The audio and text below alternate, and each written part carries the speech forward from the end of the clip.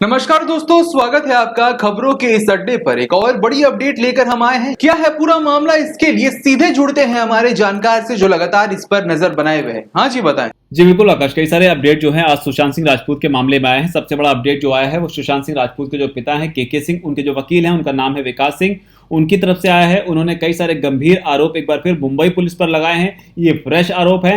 Mumbai police के अलावा उन्होंने उस हॉस्पिटल जिसका नाम है कूपर हॉस्पिटल, उस पर भी कई सारे गंभीर सवाल खड़े किए हैं। आकाश, ये वही हॉस्पिटल है जहां पर सुशांत सिंह राजपूत का पोस्टमार्टम किया गया था और उसे ही लेकर कई सारी बातें विकास सिंह ने बताई हैं और वो मैं आपको सिलसिलेवार तरीके से बताना चाहता हूं। उन्होंने पोस्टमार्टम की रिपोर्ट पर सवाल खड़े करते हुए ये कहा है कि इस पोस्टमार्टम रिपोर्ट में जो कि मुंबई पुलिस ने करवाई थी उसमें मौत की जो टाइमिंग है उसका जिक्र नहीं किया गया है। उन्हें मार के लटकाया या पहले मारा या लटक के मरे, ये सारी चीजें जो है उसी से पता चल पाती, लेकिन उस टाइमिंग को मुंबई पुलिस ने पोस्टमार्टम की जो रिपोर्ट है उसमें दर्ज नहीं करवाया है। उनका साथ ये भी कहना है कि ये सारे जवाब जो है मुंबई पुलिस को अब ये देने चाहिए और इसीलिए ये जो जांच है ये सीबीआई को देना बहुत ज्यादा जरूरी हो गया है। साथ ही विकास सिंह ने आकाश ये भी कहा कि चाहे कोई भी इन्वॉल्व हो, कोई नेता या नेता का बेटा, जांच स्वतंत्र होनी चाहिए। यानी कि पहली बार उनके मुंह से नेता या नेता के बेटे की बात निकली, जबकि सोशल मीडिया पर और जो नारायण राणे हैं महाराष्ट्र में बीजेपी के नेता, उनकी तरफ से भी नेता और नेता के बेटे की बात जो है वो निकलती रही है। अब उनका इशारा आदित्य ठाकरे की तरफ है कि नहीं है, ये फिलहाल नहीं कहा जा सकता, लेकिन उन्होंने ये जरूर कहा है कि इसमें कोई नेता हो या कोई नेता का बेटा हो, इसकी स्वतंत्र जांच जो है वो जरूर होनी चाहिए। और यहां पर यह साफ नजर आ रहा है कि पुलिस की जांच में ऊपर से यानी कि सरकार की तरफ से दखल जो है वो दी जा रही है। मुंबई पुलिस को और कूपर हॉस्पिटल को इन सवालों के जवाब देना होगा। जब तक कि सीबीआई इस मामले में नहीं जाएगी, मुझे नहीं लगता कि हम सच्चाई के आसपास भी पहुंच पाएंगे। तो एक बड़ी बात जो है सुशांत सिंह राजपूत के पिता के जो वकील है विकास सिंह, उन्होंने कही है और ये कहीं ना कहीं उस थ्योरी को आगे बढ़ा रही है जो कि सुब्रमण्यम स्वामी ने खड़ी की थी, जिसमें कहा गया था कि क्यों 2 एम्बुलेंस जो है सुशांत सिंह राजपूत के घर आई थी। यानी कि एम्बुलेंस पर सवाल उठाए थे। एम्बुलेंस के स्टाफ की तरफ से जो कहा गया था कि सुशांत सिंह राजपूत की जो डेड बॉडी थी उसमें उनका पैर कुछ इस तरह मुड़ा हुआ था जैसे वो टूटा हो, और उसके बाद अस्पताल यानी कि कूपर अस्पताल पर इस तरह का आरोप, यानी कि अस्पताल की एम्बुलेंस से लेकर कई सारी भूमिकाओं पर लगातार सवाल उठ रहे हैं। क्योंकि ये बेहद चौंकाने वाला है कि पोस्टमार्टम करते हैं और पोस्टमार्टम की जो डेथ की टाइमिंग है वो आप पोस्टमार्टम रिपोर्ट में नहीं लिखते हैं, जिसे कई लोग ये मान रहे हैं कि इसे जानबूझकर किया गया है ताकि मौत का वक्त जो है वो पता न लग सके। क्योंकि कई थ्योरीज ये कहती हैं कि सुशांत सिंह राजपूत की मौत एक रात पहले ही हो गई थी। इसके अलावा आकाश, वकील विकास सिंह ने सुशांत के जो फ्लैटमेट हैं और दोस्त हैं सिद्धार्थ पिठानी, उनके ऊपर भी सनसनीखेज आरोप लगाए हैं। उन्होंने कहा कि सिद्धार्थ पिठानी रिया चक्रवर्ती की मदद कर रहे हैं और वो बेहद संदिग्ध हैं। विकास सिंह ने आगे ये भी कहा कि वो बेहद चालाक क्रिमिनल है। उन्होंने बताया कि जब तक एफआईआर रजिस्टर नहीं कराई गई थी तब तक सिद्धार्थ पिठानी लगातार परिवार के साथ बात कर रहा था और उनके साथ टच में था और ये दिखाने की कोशिश कर रहा था जैसे वो परिवार की मदद करना चाह रहा हो। लेकिन जैसे ही एफआईआर दर्ज हो गई और उस एफआईआर में उनका नाम नहीं दर्ज किया गया, इसके बाद वो रिया चक्रवर्ती की मदद करने लग गए।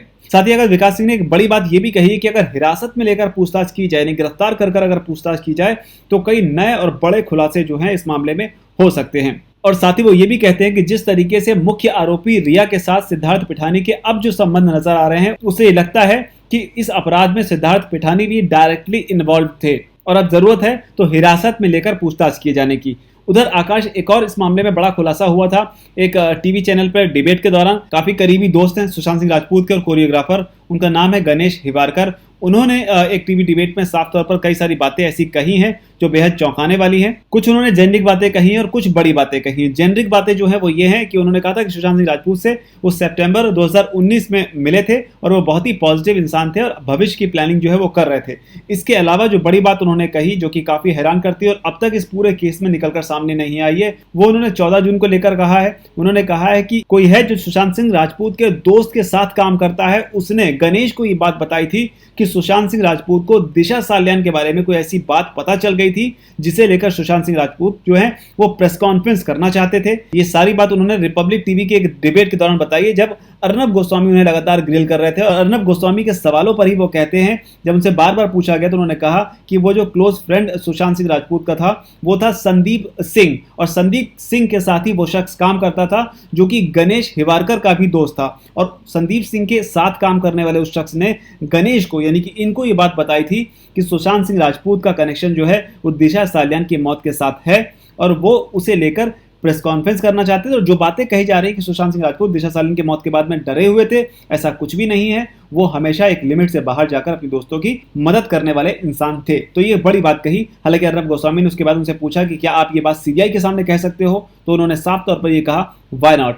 मतलब क्यों नहीं, बिल्कुल कह सकते हैं। तो ये एक बड़ा खुलासा हुआ है। उसके अलावा अंकित आचार्य हैं, जो कि सुशांत की टीम का ही पार्ट थे, उनके असिस्टेंट थे, उन्होंने भी एक बड़ी बात कही है। उन्होंने साफ तौर पर यह कहा है, सुशांत सिंह राजपूत के मामले में जिस तरह से वो खुलकर बोल रहे हैं, इसे लेकर अब उन्हें धमकियां मिल रही हैं। अब उन्हें कई सारे ऐसे मैसेजेस और फोन कॉल आ रहे हैं जो कि उन्हें जान से मारने की धमकी दे रहे हैं। जबकि गणेश हिवारकर कहते हैं कि धमकी देने वाले लोग जो हैं पहले मैसेज करते हैं और मैसेज करने के बाद में व्हाट्सएप पे जब उन्हें पता चलता है कि हमने वो मैसेज पढ़ लिया है तो उसको तुरंत डिलीट भी कर देते हैं। तो कहीं ना कहीं वो लगातार डराने की कोशिश कर रहे हैं।